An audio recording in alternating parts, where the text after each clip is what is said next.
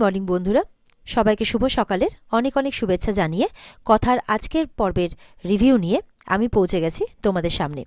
Bangla serial সমাচারে তোমাদের স্বাগত জানিয়ে আজকের পর্বের রিভিউ আমি শুরু করছি। অগ্নি তো ঘরে এসেছে, ঘরে এসে কোথাও কথাকে দেখতে পাচ্ছে না, আর দেখছি গিফটটা ওইভাবে রাখা আছে। বলছে গিফটটা এখনও হাতে পাইনি, তাহলে মনে হয় ঘরেই আসেনি, ভালোই হয়েছে, গিফটটা আমি নিজে হাতে কথাকে দেব, এমনটাই ভাবছে। এরপরে এটা সেটা ভাবতে ভাবতে হঠাৎ করে সেই চিঠিটার দিকে নজর যায়। সেই চিঠিটা পড়ে অগ্নি। চিঠি পড়ে তো অগ্নি অবাক, কি কোনো কিছু না জেনে না বুঝে দুম করে বাড়ি ছেড়ে চলে গেল। এই জন্যে আমার মাথাটা গরম হয়। তখন অগ্নি সবাইকে ডাকছে একে একে। এদিকে কাকি আর পিসিয়া মিলে তো অগ্নির মাকে অগ্নির বাবার ঘরে দিয়ে আসছে, কিন্তু সংকোচের কারণে কিছুতেই ঢুকছে না। এবার যদিও বা ঢোকে, তখন অগ্নির বাবা বলে, দেখো আমি ঘরে সব কিছু সেরকমই রেখেছি যেরকমটা তুমি পছন্দ করতে, আমি কোনো কিছু কিন্তু বদলাইনি, আমি বদলাতে চাইও নি কোনোদিনও। কিন্তু অগ্নির মা কিন্তু চুপ করে দাঁড়িয়ে আছে। অগ্নির বাবা বলছে, তোমার মনের ক্ষত যাতে তাড়াতাড়ি সারে সেই দায়িত্ব আমি নিচ্ছি সঞ্চিতা। এবার তো অঙ্কিত, প্রত্যয় আর ছোটকা এসছে ঘরে। বলে, কি হয়েছে রে, কথার সাথে আবার কিছু হয়েছে নাকি? বলে, পড়, এটা পড়। ননসেন্স একেবারে, এই উল্টোপাল্টা কথা ভেবে বাড়ি ছেড়ে চলে গেছে। ওরা তো শুনে অবাক, সবাই মিলে চিঠিটা পড়ছে। অঙ্কিতরা বলছে, সে কি, কারোর সাথে কোনো কিছু ডিসকাস না করেই চলে গেল? বলে, তোদের প্যারের কথা, ছোটকার প্যারের বৌমা, দেখ কারোর সাথে কোনো কিছু ডিসকাস না করেই চলে গেল, এই জন্যই তো আমার মাথাটা গরম হয়ে যায়। এবার সবাই মিলে প্ল্যান করছে গোবরডাঙ্গা যাওয়ার। তখন অগ্নিকেও বলছে, যাবি নাকি? আর অঙ্কিতরা বলছে, যেতে তো হবে, গিয়ে কথাকে ভালো করে বুঝিয়ে নিয়ে আসতে হবে। এদিকে কথা বাড়ি ফিরে আসে। বাড়ি ফিরে এসে তার গাছদের সাথে গল্প করছে যে মন খারাপ, কিন্তু কি করবে বলো মন খারাপ করে? আমি তো জানতাম যে একদিন আমাকে ফিরে আসতেই হবে, আমি তো সেইভাবেই নিজেকে তৈরি করছিলাম। এরকমভাবে গল্প করছে আর কি। কথা বলছে, তোমরা চিন্তা করো না, আমি এবার এসে গেছি, এবার তোমাদের যত্ন আমি নিজে হাতে করে করব। গাছদের সাথে কথা বলছে আর বলছে, ততক্ষণে আমি উঠোনটা পরিষ্কার করে নিই। এই বলে জিনিসপত্র রেখে উঠোন পরিষ্কার করার কাজে লেগে পড়ে। এদিকে তো কথা কল্পনা করতে করতে, মানে কাজ করতে করতেও অগ্নিকেই কল্পনা করছে। আর ওদিকে অগ্নিও কথার কথা ভেবে যাচ্ছে যে যে তার মায়ের জন্য এত কিছু করলো, তার পরিবারের জন্য এত কিছু করলো, এবার অগ্নি যে কথাকে ভালোবেসে ফেলেছে সেটাও তো কথা জানতে পারেনি। তো এই সমস্ত কথাই ভাবছে আর কি। এমনকি তার মাও যে কথাকে মেনে নিয়েছে এটাও কথা জানে না, তো কথাকে তো জানাতে হবে। এই বলে সবাইকে আবার ডাকছে, মানে প্যাটি, অঙ্কিত, সবাইকে ডাকছে অগ্নি, মানে তাদের সাথে বসে এবার কিছু একটা প্ল্যান করবে। এবার কয়েকদিন আগেই কথার এই বাড়িতে সবাই কত মজা করলো, কত আনন্দ করলো, খাওয়া দাওয়া করলো, সেই কথাগুলো কথার বারবার করে মনে পড়ছে। কথা ভগবানের কাছে প্রার্থনা করছে আপনার বিবাহিত জীবন যাতে ভালো কাটে, আপনি ভালো থাকুন, এরকমভাবে প্রার্থনা করছে আর কাঁদছে। এদিকে দেখা যাচ্ছে অগ্নির মা রান্নাঘরে ঢুকে রান্না করছে। তখন পিসিয়া এসে বলছে, এ কি তুমি রান্নাঘরে কি করছো? তখন বলছে, আমি রান্নার সমস্ত কিছু জোগাড় করে রেখেছি, ওরা আসলেই গরম গরম ভেজে দেবো। আর এদিকে আমি আলুর দম তৈরি করে রেখেছি। বলছে, তোমার হাতে তৈরি সেই আলুর দম, বাবা কি সুন্দর স্বাদ গো, কতদিন পর তোমার হাতের আলুর দম খাবো। তো তুমি কি মশলা ইউজ করতে বলো তো, এতদিনেও কিন্তু আমরা সেটা করে উঠতে পারিনি। এরকম আলোচনা করছে আর কি পিসিয়া। এরপরে পিসিয়া বলছে, দাঁড়াও কথাকে ডাকছি। তখন অগ্নির মা বলছে আর কি যে না, ওকে ডাকতে হবে না, ও যা মেয়ে ও এমনি চলে আসে। আচ্ছা, তো এতক্ষণে তো চলে আসার কথা, ওকে দেখতে পাচ্ছি না কেন সকাল থেকে বলতো? তখন পিসিয়াও চিন্তা করছে, তাই তো, তুমি তো ঠিকই বলেছো, কথাকে তো অনেকক্ষণ ধরে দেখা যাচ্ছে না। এদিকে তো অগ্নি মনটা খারাপ, রেগেও আছে। তখন সবাই মিলে অগ্নিকে বোঝাচ্ছে যে তুই একটু কফি খা, বস, মাথা ঠান্ডা কর, সব কিছু ঠিক হয়ে যাবে। অগ্নির মা তখন অগ্নিকে কফি দেয়। অগ্নির মা বলছে, কি ব্যাপার রে, আমি এত বছর পর তোদের জন্য চা জল খাবার বানালাম, কিন্তু কারোর মুখে হাসি নেই কেন বলতো? আর কথা কোথায়, কথাকে তো দেখতে পাচ্ছি না। তখন অগ্নি বলছে, ওই স্টুপিড মেয়েটার কথা তুমি কিছু জিজ্ঞাসা করো না মা। তখন তো অগ্নির মা অবাক হয়, বলে, কেন রে, কি হয়েছে, কোথায় কথা কোথায়, ঠাকুরবউ কথা কোথায়? মানে সবাইকে জিজ্ঞাসা করছে একে একে, কিন্তু কেউ কোনো উত্তর দিচ্ছে না। এদিকে তো অগ্নির মাকে সবাই বলে দেয় যে কথা বাড়ি ছেড়ে চলে গেছে। আর অগ্নির মা তো খুব অবাক হয়ে যায় যে কি, কথা বাড়ি ছেড়ে চলে গেছে কেন? অগ্নিকে জিজ্ঞাসা করছে, তার মানে তুই কোনো কিছু বলেছিস তাই না রে?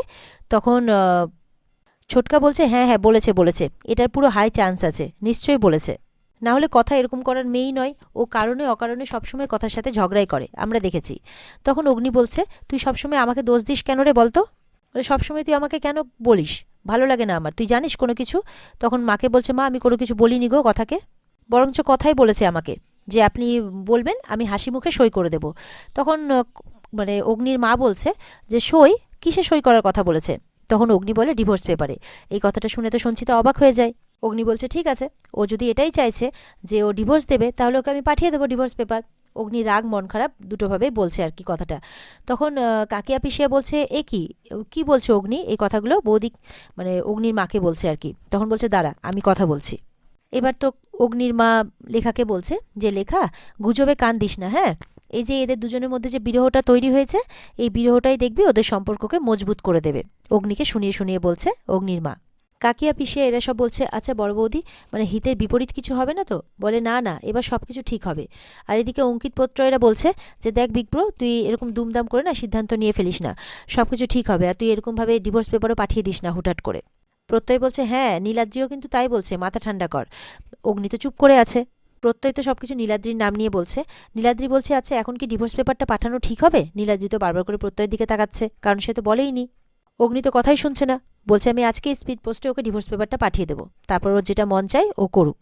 এরপরে তো অগ্নির মা বলছে হ্যাঁ হ্যাঁ পাঠিয়ে দে, তুই ডিভোর্স পেপারটা পাঠিয়ে দে, তো যত তাড়াতাড়ি সম্ভব পাঠিয়ে দে। আর মনে মনে বলছে কথাকেই তো আমি বাড়ির বউ করে আনবো, এবার সবাইকে টেনে নিয়ে গিয়ে ওখানে নিয়ে যাব, এরকমই একটা প্ল্যান করছে আর কি। অগ্নি তো তার মায়ের কথা শুনে অবাক হচ্ছে। এবার পুরো কায়দাকানুন টিমকে মানে অগ্নির মা একটা প্ল্যান বলছে, আর যেটা শুনে সবাই কিন্তু অবাক হচ্ছে।